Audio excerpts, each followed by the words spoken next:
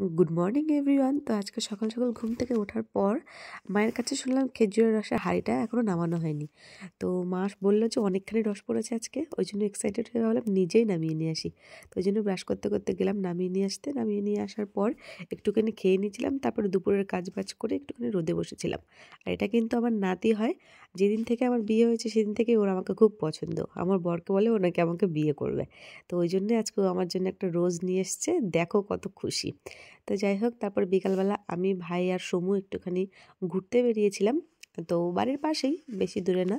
তো আমি, ভাই আর সমু বেরিয়েছি, যেহেতু মজা তো হবেই। ঘোরাফেরার পর আমরা একটুখানি ছবি করেছিলাম আর রিলস বানিয়েছিলাম, সেগুলো তো ফেসবুক অলরেডি পোস্ট হয়ে গেছে। তারপর রাস্তায় দেখতে পেয়েছিলাম হাওয়াই লাড্ডু। তো হাওয়াই লাড্ডু নিয়ে নিয়েছিলাম, দুটো নিয়েছিলাম, একটা সমুর জন্য আর একটা বুনুর জন্য। তো তারপর আমরা চলে আসবো বাড়িতে। তো আজকের ঘোরা কিন্তু এখানে শেষ। আর সত্যি কথা বলতে ওয়েদারটা কিন্তু খুব সুন্দর ছিল, না ঠান্ডা না গরম, বেশ মজা লেগেছে। আর যেহেতু গ্রামের পরিবেশ, চারিদিকে কিন্তু শুধু মাঠ আর মাঠ। আর সূর্য মামাটাও কিন্তু দারুণ লুকস দিচ্ছিলো, ওই জন্য আরেকটু বেশি ভালো লেগেছিলো। তো যাই হোক, আমরা এখন চলে যাচ্ছি বাড়িতে। যারা যারা আমার ভিডিও নতুন দেখছেন তারা কিন্তু প্লিজ পেজটাকে ফলো করে দেবেন, আর যারা ইউটিউবে দেখছেন তারা সাবস্ক্রাইব করে দেবেন। তো ভিডিওটা ছিল এই পর্যন্তই, আশা করছি ভালো লাগলে একটা লাইক করে দেবেন। ভালো থাকবেন, দেখা হচ্ছে পরবর্তী ব্লগে, ততক্ষণের জন্য টাটা।